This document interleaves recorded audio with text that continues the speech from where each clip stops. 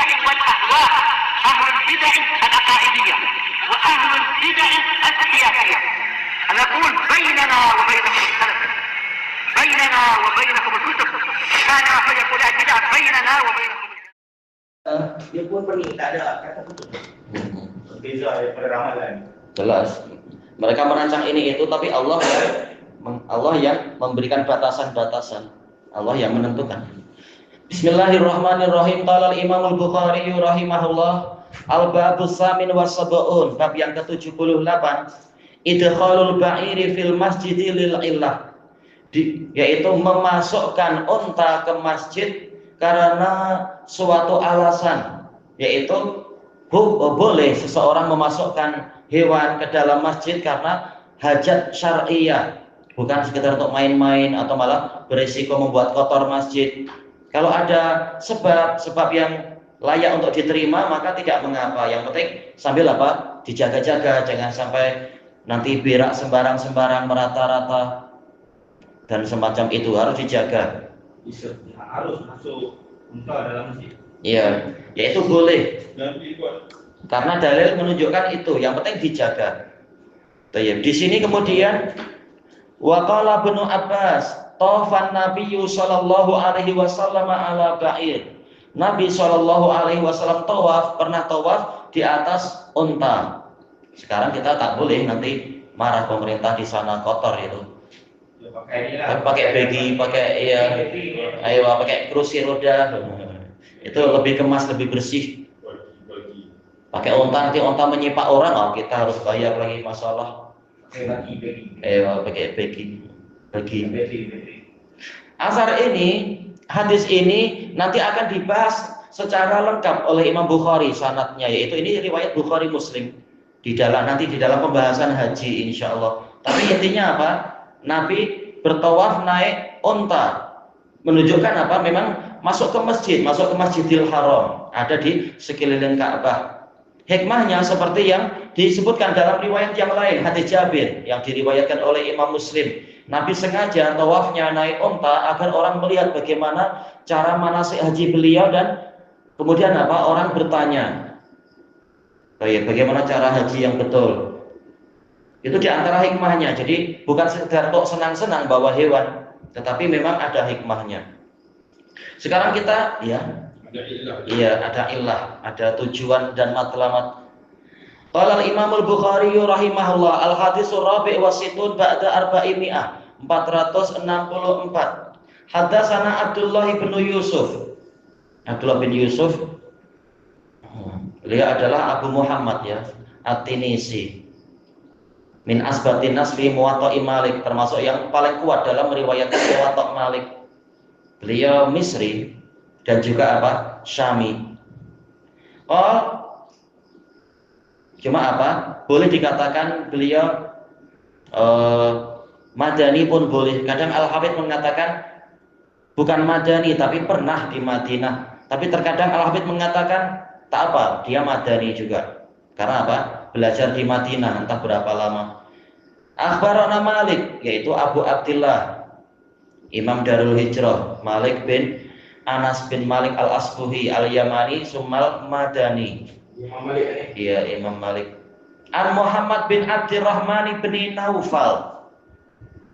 Ini tidak disebutkan kunyahnya, beliau dijuluki Yatimu Urwah.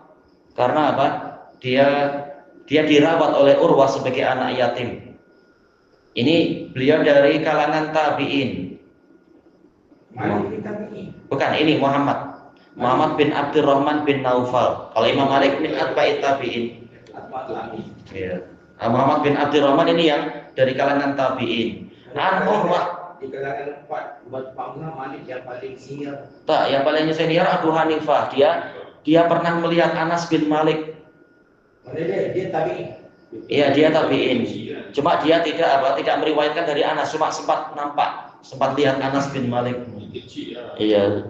Dia tabi'in. Iya. Hanafi tabi'innya kecil lah, yang tak betul. Tidak meriwayatkan satupun dari sahabat dengan sanad yang sahih. Tapi masuknya dia walaupun orang Parsi, dia tabi'in. Dia punya ilmu dan pengaruh kuat. Lebih daripada tabi'in di Mekah Madinah. Iya, akalnya kuat, ro'yunya kuat. Walaupun sering salah. Adanya pengaruh dan juga kesan itu besar. Oh jelas, pengaruhnya besar sekali. Mengalahkan tabi'in di Mekah Madinah. Orang yang ikut hadis jelas ikut tabi'in yang lain. Tak mau ikut Abu Hanifah. Kalau sudah kenal Zuhri, sudah kenal kenal Sa'id bin Musayyab, mana mau ikut Abu Hanifah? Yang kenal tabi'in yang banyak hadisnya. Tapi kan dahulu mazhab sampai sekarang. Memang. Di situ mungkin ada keberkatan. Ada aja, tetap kadang ada sisi baik, ada sisi tambahan faedah, ada aja.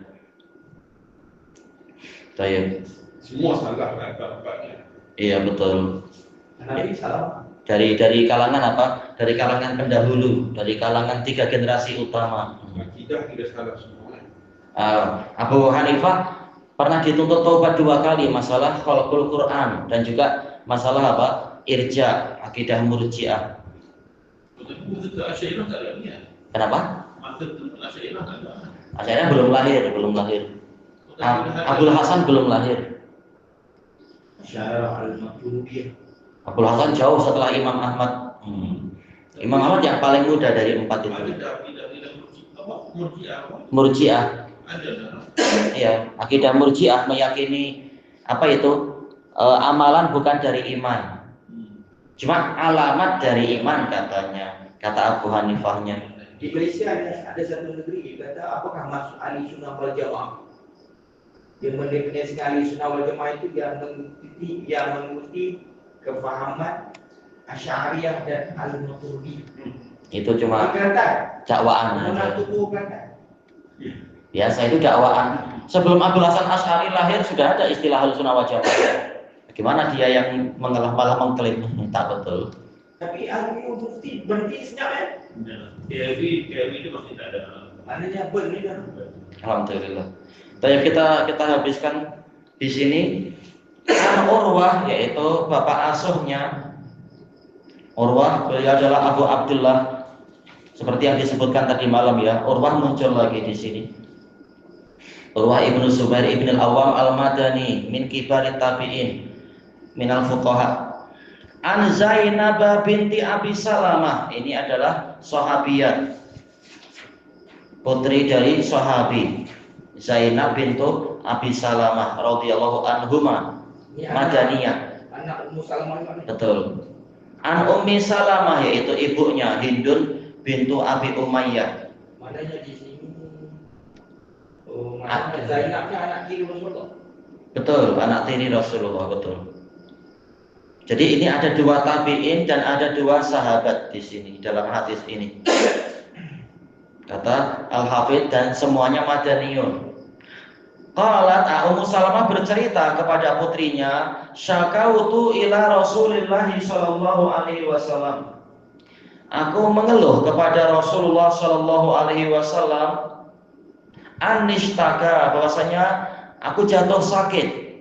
Ya sudah lama di Madinah, kemudian ketika haji wada tarikh 10 Hijriah itu tahu-tahu badan tak sehat, jadi melemah. Maka Nabi bersabda, tufi miwara'in nas, bertawaflah engkau di belakang orang-orang, yaitu jangan di depan berdesak-desakan. Badan tak sehat lagi, nanti takut apa? Jatuh terpijak-pijak. Misalkan atau perkara yang lain, tapi tawaf di belakang-belakang saja. Biar apa lebih senang, tidak tertolak-tolak dan sebagainya. Wa anti raqibah, dan engkau berkendara. Nah, suruh cari kendaraan atau pakai kendaraan yang sudah dibawa dari Madinah itu. Perlahan-lahan dan sebagainya, santai, duduk santai. Santai tapi ya tak santai ya, di atas apa itu? Di atas unta. Fatuftu, maka saya pun bertawaf. Wa Rasulullah sallallahu alaihi wasallam yusolli, dalam keadaan Rasulullah sallallahu alaihi wasallam tengah sholat. Ila jambil bait, ke sisi Baitullah, ke sisi Ka'bah. Jadi Rasulullah sholat, mungkin beliau sudah menyelesaikan tawafnya, kemudian apa? Sholat tawaf 2 rakaat itu. Kemudian apa? Ummu Salamah masih melanjutkan perlahan-lahan tawaf di Ka'bah, naik kendaraan. Yaqra'u bitur. Kecuali kalau ternyata sholatnya kali ini bukan sholat itu, bahkan sekarang beliau sudah selesai semua. Sekarang apa? Beliau sedang mengimami sholat wajib, membaca surat At-Tur. Berarti dohirnya ini adalah maghrib. Mungkin apa? Kemudian nanti dijamak kalau memang Rasulullah yang jadi imamnya. Nah, Ummu Salamah belum selesai tawaf karena perlahan-lahan belum sehat. Wa kitabim mastur, ya Rasulullah mengimami membaca surat At-Tur. Macam Rasulullah tengah solat berjamaah. Ummi Salamah di Tawaf di belakang. Ya. Tawaf menggunakan kita. Betul. Jaraknya jauh tapi tak apa, pakai kendaraan, tak masalah. Mana Ummi Salamah tidak bersolat dengan Iya, tidak ikut. Tidak ikut solat Ya. jamaah. Si wanita memang tidak wajib ikut jamaah, tak masalah. Kata Al-Hafidh tak mensyarah, mengatakan pembahasannya ini nanti di sana di masalah Kitabul Hajj. Cuma intinya apa? Boleh kata beliau membawa hewan masuk ke dalam masjid. Yang penting ya dijaga jangan sampai menimbulkan kotoran-kotoran atau yang seperti itu dan sebagainya. Baik. Kuda boleh. Yang penting hati-hati ya. Jangan sampai kudanya loncat-loncat. Kakak ni tak dengan kuda tawaf. Boleh guna. Kuda boleh. Tempat tidur. Kucing masuk masjid boleh tapi jangan buat kotor ya. Kalau batuk keluar. Tayyib ilahuna wallahu a'lam. Subhanakallahumma wa bihamdika la ilaha illa anta astaghfiruka wa atubu ilaik. Walhamdulillahirabbil alamin. Jazakumullahu khairan.